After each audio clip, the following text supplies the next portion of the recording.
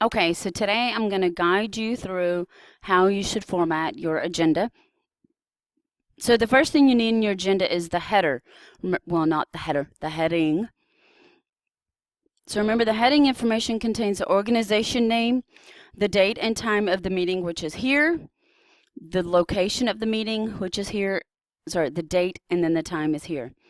Okay, so this information has to be centered. So I'm going to highlight it. And I'm going to go up right here in the little, and be sure you enter the home ribbon. And then I'm going to click the centering button. And it is horizontally centered. Okay, so I want this to be double spaced between the time, the top of the header, and the agenda. All right, so if you see here, I've already put information in. Today you're going to be creating your own agenda. So make up your own information just like I did. Don't just say, oh, well, I got to do this because Miss House did it. No, make up your own stuff. Be creative. This is a fun, creative assignment. All right, so to get that there, I simply press tab, and tab is there. Okay, so the call to order is the first thing that takes place during a meeting, and then who it is right here. And then this is the person's title or rank, their name, team owner. So after you have the call to order, then you have the minutes from the previous meeting, who's doing that, and their position. Then if you have financials, you would go over financials and any other like business that you normally go over every single month. And that is going to be gone over by Mary Kirk. I didn't put a title for her, but let's go ahead and put her as the accounting director.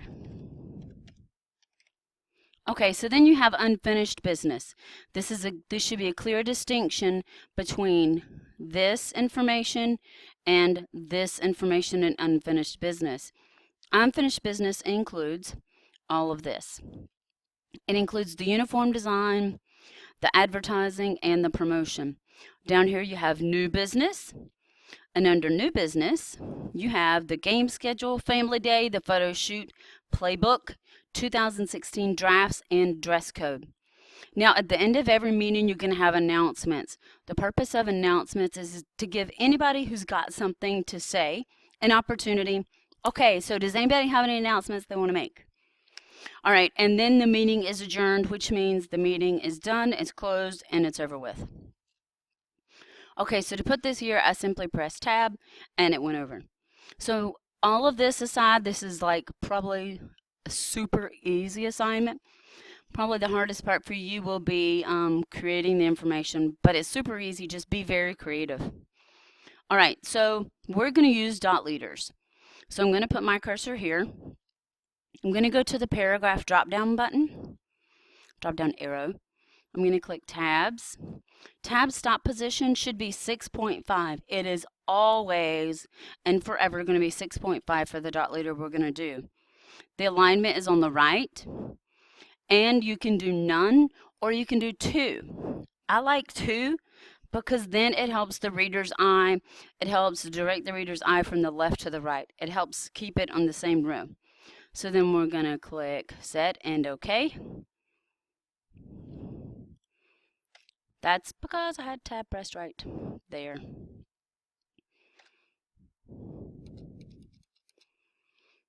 Okay, so I'm going to go right here and I'm going to press tab and it automatically moves it over.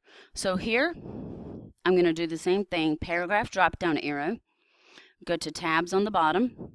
Tab stop position is at 6.5. It's right. I want it to be 2 and I'm going to click OK. And I press tab and it goes over. But wait a minute, I don't want all these dots here. That's a really easy fix. You go to paragraph again in tabs, and instead of having 2 for the title, you're going to click none because it keeps it over on the right, it keeps it flush over here, but you don't have the dots. Okay, so between the line items, you have to have it double spaced. So I'm going to press enter one time.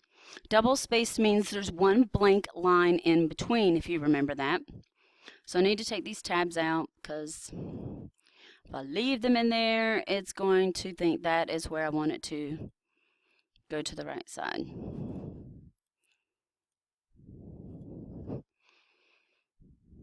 Okay, so I'm just going to press spacebar 5 times, and it's going to get it where I want it to go without confusing it.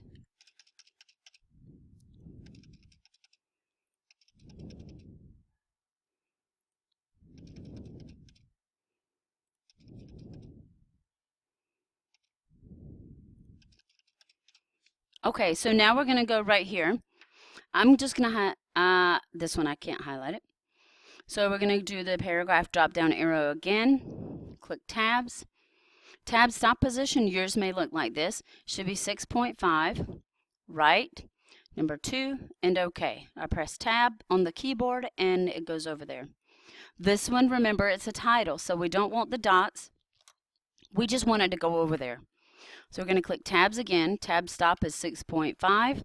Want it to go to the right, but we're going to click none because we don't want anything in front of secretary because Kathy is the secretary. Remember, we have to double space it. So I'm just going to go through these. I'm not going to keep explaining them 100 times. So you can follow along with me.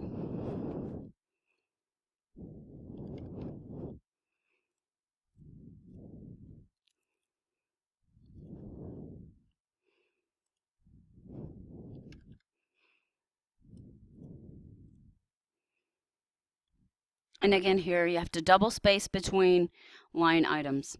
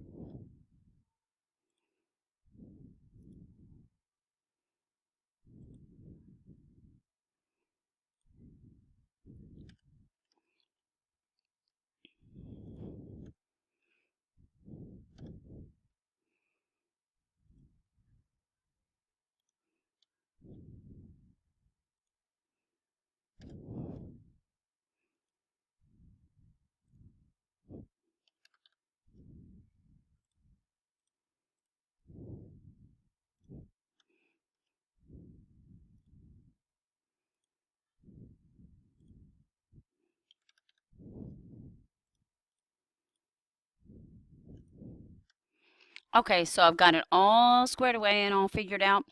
Now I want to do a couple of things to make them stand out.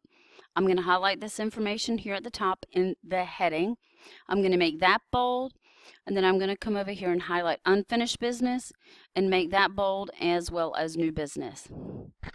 It's a super duper easy assignment.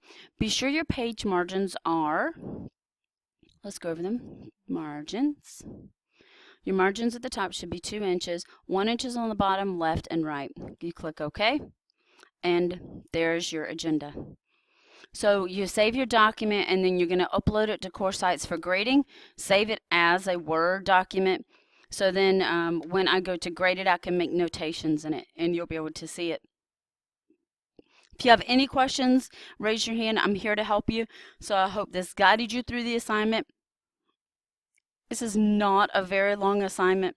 So just be creative and have fun with this assignment and knock it out of the park.